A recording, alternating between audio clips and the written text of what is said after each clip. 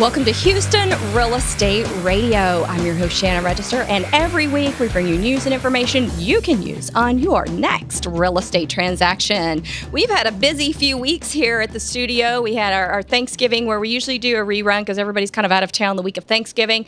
And then the week before that, things were a little crazy around here. And so we haven't even really touched on the presidential campaign. So we're going to talk a little bit about that today. We're going to talk about the economy, and I've got an update for you later in the show. I always contribute to Texas Business Radio.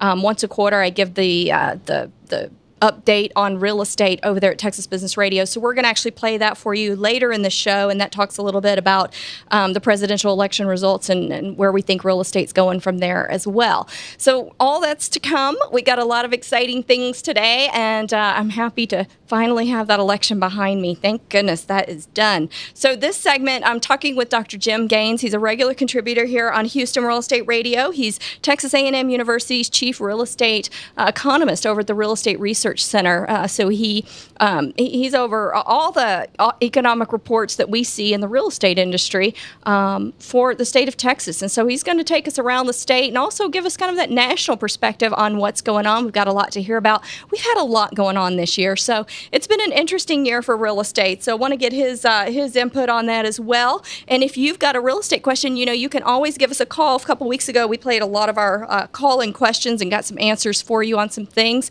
If you've got a real estate question, give us a call, 844-788-9444. That call-in number again is 844-788-9444. All right, Dr. Gaines, you're Skyping in from College Station over there at Texas A&M University. We're still here. I know you do a lot of great work over there. And, we in the real estate industry rely heavily on the outcome of what you do so that we kind of can guide where we're going and what we think consumers are going to do in the next year. So I want to start off with a little bit of a recap of what happened this year. It has really been a tough real estate year, not just in regards to oil and gas, because fewer people were buying and selling real estate. And not just because of the tight economy that we're in, but also because of heavy regulations that were levied against real estate brokerages this year, title companies, and most importantly, mortgage companies.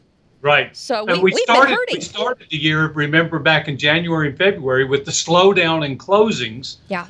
As the title companies were forced into doing more regulatory control, administrative work, paperwork, and so forth. And it basically, it threw off the market for almost 60 days. Yeah. With all, and so that's how we started the year. And a number of the regs that were passed under Dodd-Frank, the CDPR, the Consumer Protection Board, the part of that, a lot of those regulations went into effect this year. We knew they were coming, but when they really hit and they become real is when you actually start feeling them. So it was a combination of things. Obviously, here in Texas, we were feeling the energy market decline. Right. So that was fueling. So on an economic basis, we were feeling it. The regulatory controls, which were national, that was affecting everybody. Yeah. So we were not unique in that, but we felt it just like anybody else. And then we had all of the good times this summer and leading into the fall with the presidential election and all of that stuff. And it was like all of that stuff. We were just clawing and hanging on, and then the presidential election just kind of tried to sink us. Well, it was interesting. I've had several conversations with a number of people, and with different organizations, and it was interesting because just the week prior to the election, most of them were putting their plans together. We're getting briefings from people like me, from economists and others, talking about what life was going to be after Hillary got elected. Oh gosh! Well, obviously, all of that discussion went out the window very quickly, and it took people by surprise. I think one of the things we can say about 2016 as we start wrapping up this year, it was, as we suggested, a transition year. Yeah. For the national economy, but particularly for Texas, we were transiting from a boom times, from 2010 to 2015, pure boom in the state because of the energy, the shale, the fracking, the price of oil going up, all of the jobs that got created. Right. We were creating almost 300,000 jobs a year. And people just kept moving here and moving here and moving here from all over. And population explosion, and that's still kind of going on. But we also can see in a lot of the data, and we can see it now with some hindsight, that the state was beginning to slow down just a little bit and feel that impact. So we were transitioning from boom. I guess the good news of that is most people would think, well, if you transition from a boom, you're going to a bust. And we didn't do that. No. And that's the good news, really. Right. It wasn't a bust. It was simply, we were the car going down the road at 100 miles an hour, and now we're going at 45 or 50 miles an hour. Yeah. We're going the speed limit instead of so fast. Right. And it'll feel like it's a lot slower. Because you're used to going so fast, yeah. And I've because talked you're used to going so fast, and now we're actually going at quote unquote normal speed or speed limit. Well, I've talked to a lot of realtors across the state whose production is down significantly, and a lot of those producers were from the luxury market that just kind of has in Houston's just kind of died recently. Yeah, but on the flip side of that, now that the election's over, we're actually seeing a lot more showings happening. So we can already feel some relief coming. There's a lot of stuff going on. I'm looking at it right now. This immediate time period, this period between November 8th and probably the end of January. The first 100 days. Maybe it'll go into February. I've got a phrase I've got for this period of time. We're in a period of rising optimism, awaiting reality. I like that.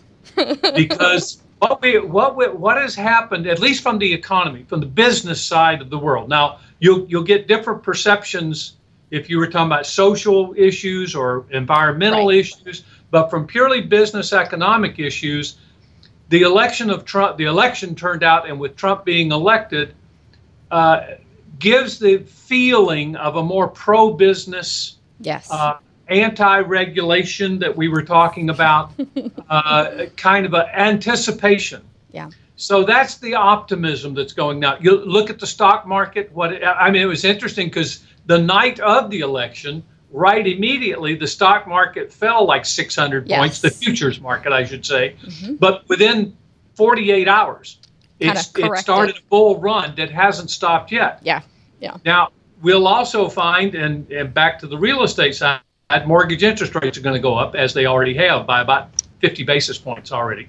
So we'll feel that. But we've got this optimism, and this is, in some ways, we probably are going through a period that's the most positive business sentiment that we've had since the Great Recession, since the recession ended in mid-2009. And that's 7 years ago. Yeah.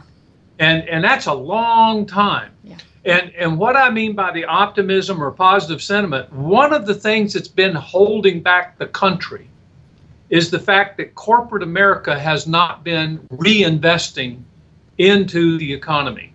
They've been retaining earnings. They've been sitting on cash, buying stock, their own stock back, reducing debt.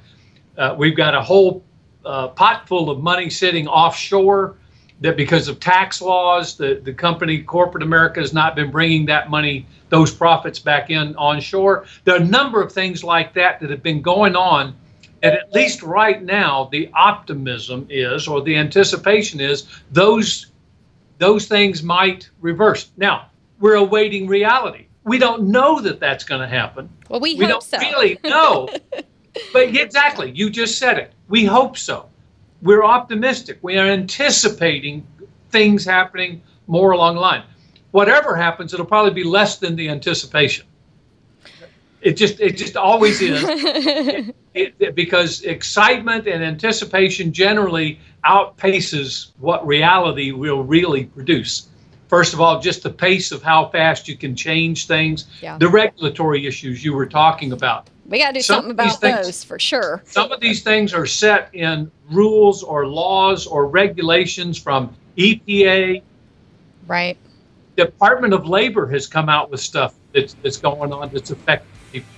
All right, let's go to a quick break. We'll come back and we'll talk more about Houston after we're from our sponsors here on Houston Real Estate Radio. And if you've got a call-in question, call us at 844-788-9444. Dr. Jim Gaines from Texas A&M University's Real Estate Research Center. We'll be right back.